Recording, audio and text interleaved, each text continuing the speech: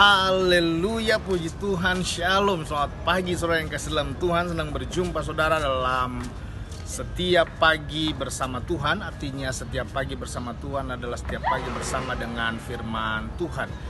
Karena itu sebelum kita mendengar firman Tuhan pagi hari ini, mari kita berdoa. Bapa, di dalam nama Tuhan Yesus, terima kasih anugerah-Mu. Kami bersyukur atas kebaikan Tuhan.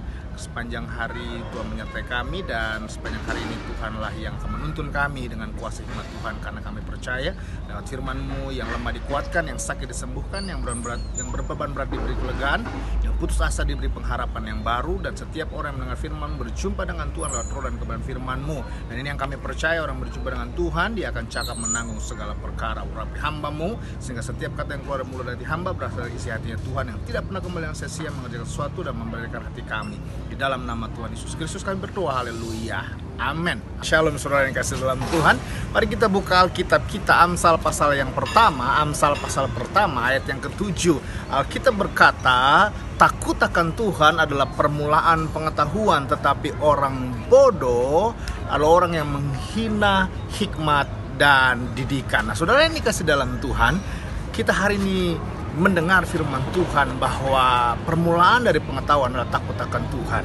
Jadi saya menyimpulkan dengan kalimat sederhana, takut akan Tuhan adalah mulai atau awal dari segala sesuatu kita memulai pengetahuan kita yang ada dalam dunia ini. Siapapun kita, saudara yang dikasih dalam Tuhan, apapun keberadaan kita, saudara yang dikasih dalam Tuhan, apapun status kita, maka takut akan Tuhan adalah dasar. Takut akan Tuhan adalah awal dari langkah kita dalam memulai segala sesuatunya. Karena itu saudara yang dikasih dalam Tuhan, lewat hal ini saya belajar bahwa ketika kita takut akan Tuhan, maka Tuhan akan memberikan kita hikmat.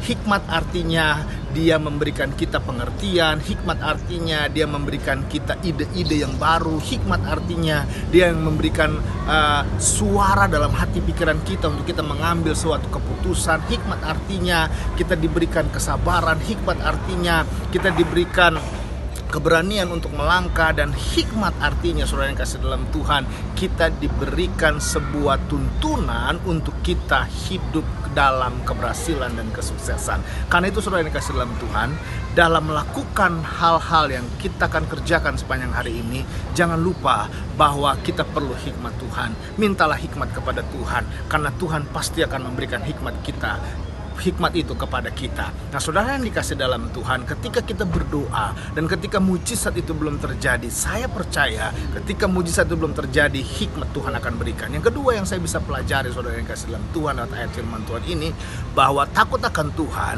akan mendidik kita jadi orang berhasil, mendidik kita jadi orang yang sabar, mendidik kita jadi orang yang kuat, mendidik kita menjadi orang yang penuh dengan keberanian dalam melangkah, mendidik kita untuk supaya kita tetap berdiri teguh dalam setiap badai dan tantangan. Karena itu saudara yang kasih dalam Tuhan, takutlah akan Tuhan, jauhilah dosa. Kalau hari-hari ini kau sedang berkata, aduh Pak Pendeta susah saya, lingkungan saya yang membuat saya akhirnya terus jatuh dalam dosa, maka minta hikmat sama Tuhan. Lalu kemudian baca firman Tuhan yang akan mendidik kita untuk kita berani mengambil sebuah keputusan yang tegas. Karena itu saudara yang dikasih dalam Tuhan, Tuhan punya rancangan yang indah buatmu. Tuhan punya masa depan yang indah buatmu. Tuhan punya rancangan yang indah buat keluargamu. Karena saya percaya kita berkata, satu orang bertobat sisi keluarga diselamatkan, itu pasti akan digenapi.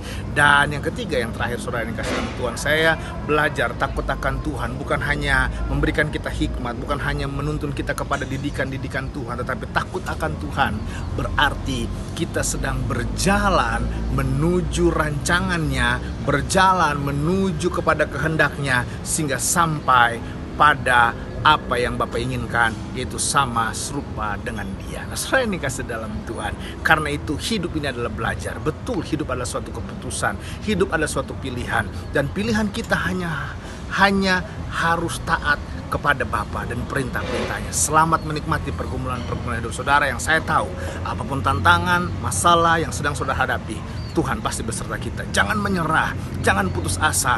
Hanya Tuhan Yesus yang sanggup menolong kita, sebab Dia adalah Tuhan, juru selamat kita. Mari kita berdoa. Bapa, dalam nama Tuhan Yesus Kristus, Tuhan yang menuntun kami, Tuhan yang memberi hikmat, Tuhan yang memberikan didikan, Dan Tuhan yang menuntun kami kepada rancangan kehendak Tuhan yang kuat. Karena itu hari-hari ini kalau apapun yang sedang kami hadapi, Tuhan berikan kami kekuatan, Tuhan mampukan kami untuk keluar dari setiap persoalan kami, dan berikan kami kemampuan untuk mengambil keputusan secara tepat.